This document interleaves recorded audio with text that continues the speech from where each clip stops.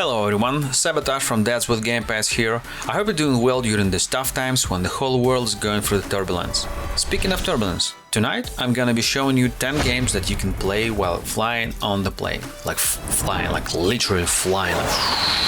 Anyway, these games have a few things in common. Non-stop action, intense gameplay, low demands on the performance, and 100% offline capability. All of these games are available for a very low price on the Steam or Good Old Games, so you could easily give it a try without hurting your wallet. So, here goes. Number 10. Monsters and Monocles. This twin-stick shooter is far from being popular. Released back in 2016, the game is still in early access with a very small amount of ratings. But this is no reason not to play it, to be honest.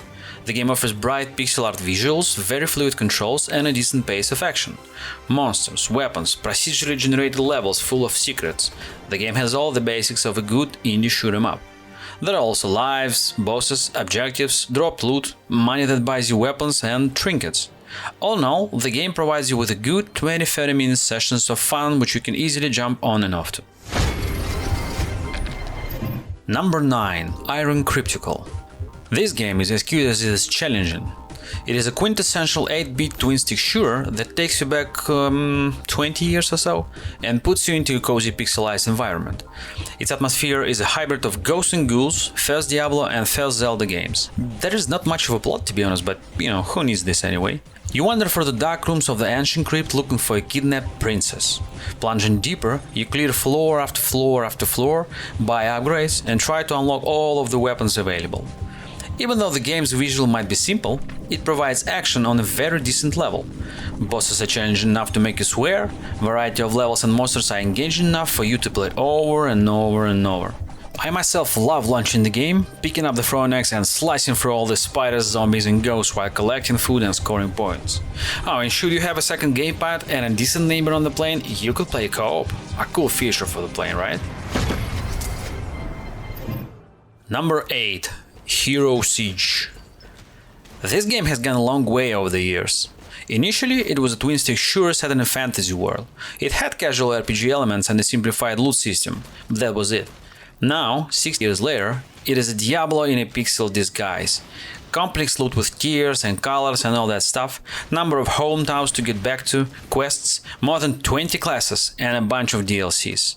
What didn't change throughout the years, and that's great, is a frantic gameplay where you blast through the area looking for the boss. Progression feels great, especially if you're a long-range damager. Weapons are cool, skills are looking awesome, and the graphic itself is a pixel art at its glory. I have spent a lot of time disintegrating monsters in this world and plan to spend some more. Number 7. Undermine. Being a new kid on the block and still in early access, Undermine already provides enough content to keep you busy for hours.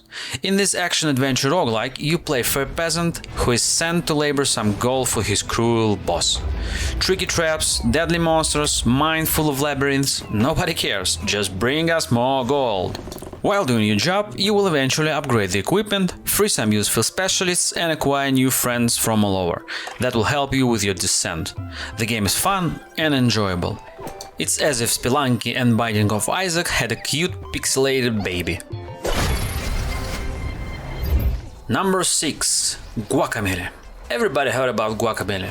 But if you're lucky enough not to play this yet, go to GOG.com or Steam, buy the game cheap and enjoy its Mexican flavor through and through. This is basically a Metroidvania with a lot of humor, superb fighting mechanics and an awesome hand-drawn art. As a luchador, you will be saving alone or together with a friend and El Presidente's daughter in 2 dimensions. From the type platforming experience to its skill-based combat, there is never a boring moment in this game. It is a short and memorable adventure that luckily already has a sequel for you to enjoy. Number 5. Children of Morta. This roguelite dungeon crawler follows the story of the family that protects the world from an ancient evil. Great pixel graphics, engaging plot and addictive gameplay are the key components of the game's success. Any family member you choose to play for is both challenging and exciting. Different attacks, magic spells, passive skills, all of this you can unlock and upgrade. You can be an archer for a decent damage, or take daggers and sneak on whatever moves, or you can go with the classic sword and shield. There are also potions and artifacts which are randomly placed inside procedurally generated dungeons. All of this gives you a unique experience for every session. Really good game to spend an hour with. Number 4. Dead Cells. Oh come on, everybody knows about Dead Cells nowadays. The game became a phenomenon in the crowded Metroidvania roguelike genre, and our guess is this is due to a fantastic atmosphere and a very responsive fight mechanics. There is a rewarding sense of exploration and progression that keeps you hooked for a long time, and mashing buttons in these beautiful environments is pure satisfaction and joy. This platformer will keep you attached to a screen until you finally say, oh, okay, enough already. And most often this will happen when the same boss will kill you for like 100th time. Number 3. Space Robinson. Imagine you being a space engineer who is sent for the maintenance to the Colony 21, which is located on a distant planet. Your ship crashes and you try to make it to abandoned colony base with a variety of rooms and broken machinery. Now you're there and you need to survive. This roguelike twin-stick shoot-'em-up challenges your skills with every gameplay session. Procedurally generated levels, full of things that tries to kill you, will be a joy for trigger-happy players. I can't really explain why this game is so addictive to me. Is it collecting resources, disintegrating enemies, exploration, or all of the above? I literally have no idea. But when I choose a game to launch after takeoff, I keep getting back to Space Robinson over and over. Number 2. Enter the Gungeon. Enter the Gungeon is an awesome game. It's the game where the pixels visuals perfectly match the intense gameplay. It's one of the best roguelikes on the market that rewards you with a different gameplay every time you play it. Its action-filled arcade gameplay varies from dungeon crawler to bullet hell, especially when it comes to bosses.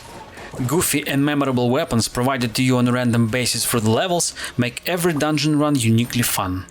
The soundtrack is awesome, so is the sound design. You literally feel every shot you make. So just buy the game and enjoy the world of Enter the Gungeon for many hours. And finally, the number 1.